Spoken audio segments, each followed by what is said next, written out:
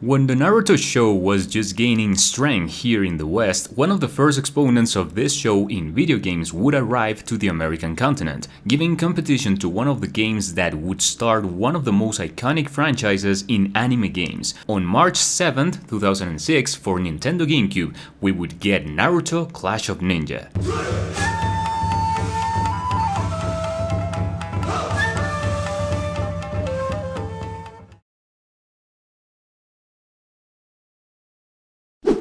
It has been a while since the last time we started a new game saga on the channel, and I think this iconic series is the appropriate choice to return to the rail. Naruto Clash of Ninja has been requested for a long time, so remember to hit that like button with everything you got to see if we reach that goal of 50 likes. It really costs nothing and means the world to those of us who work in these videos. So without further ado, let's begin. To kick off, I'm going to say that this game was the shortest game I have ever played in all of the games we have reviewed so far. It's literally 6 fights and that's it. It's over. Because this is one of the first Naruto games to come to America along with Ultimate Ninja, you will remember it from the first chapter of that saga. The fight between Takara Tomy and Bandai Namco, and since they fought for the rights to bring these games and they lasted a long time, we have 5 games to analyze from this series that came out on Nintendo. So let's start.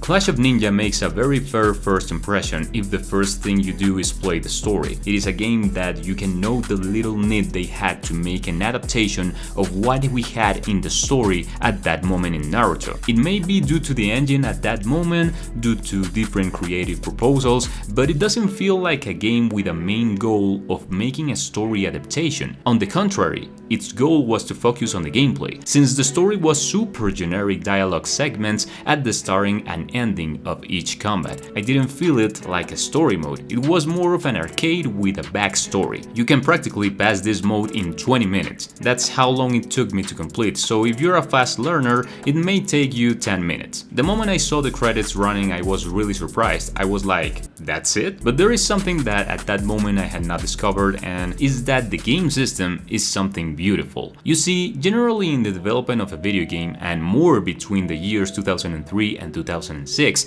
the creation process started from a mechanic, not from a script. If the mechanic was entertaining and reconforting in the long term, they already had 80% of the work done. What was done by default was to hire writers to finish complementing the gameplay of the story and give it shape, give it coherence. Obviously, for anime games, this rule does not apply because they are adaptations of mangas to video games. The story is already there, so the task of this gentleman is to make an entertaining game and do more or less honor to the story already told in another medium. I highlight this because in many of the titles we have discussed here on the channel, first you wait for a certain part of the story to come to light to have an excuse to release a new game, and obviously make more money. The point is that in Clash of Ninja, it was not like that. The creators practically said, fuck your story, I came here to impose a style of gameplay, and it's just what they did. This is a title with a lot of attachment to the mechanics of a traditional fighting game, with very simple controls, but with mechanics that allow that simplicity to be exploited if it is combined with other commands. The hits have different variations and generate different stunts. This way you can generate combos more or less in the same way as in Tekken or Mortal Kombat. You can juggle in this game, and it's not something that is implemented in all fighting games. Just because of these inclusions that showed an interest in the mechanics of serious fighting games,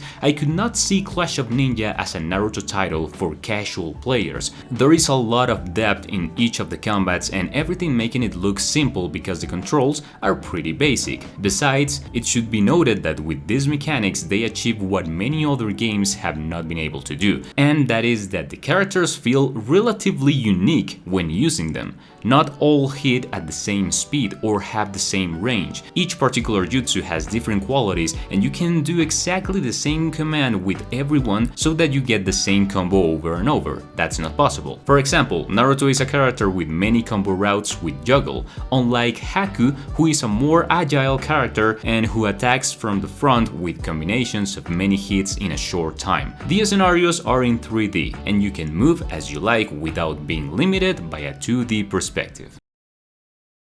Do you know what this game reminded me of? Super Dragon Ball Z, which brings many elements from classic fighting games that lacked spectacularity in the movements of the characters, but provides tools so that with practice you can chain combos that look really incredible. That's Clash of Ninja for me. The technical section is clean, almost no faults are found in the structure of the fights. The hitboxes are each placed in the place which they belong. The graphics are not bad, for the engine of a Nintendo GameCube of course. The character designs feel unique enough to distinguish them from other styles like those in Ultimate Ninja, which were their competition at that time. The difficulty of the game is completely adjustable between 3 different levels, this to be configured in story mode or versus mode. Although, honestly, the challenge could have been greater. The soundtrack of the game is a little repetitive by not having a super wide repertoire, but it mixes very well with the rhythm of the battles. I like it. At certain moments you may feel that this is not a Naruto game. I mean, sure, we have substitution jutsus to escape a combo, you see some of the most iconic jutsus and techniques of each of the characters in the series, but I mean that the combos, they have a very similar feeling between them,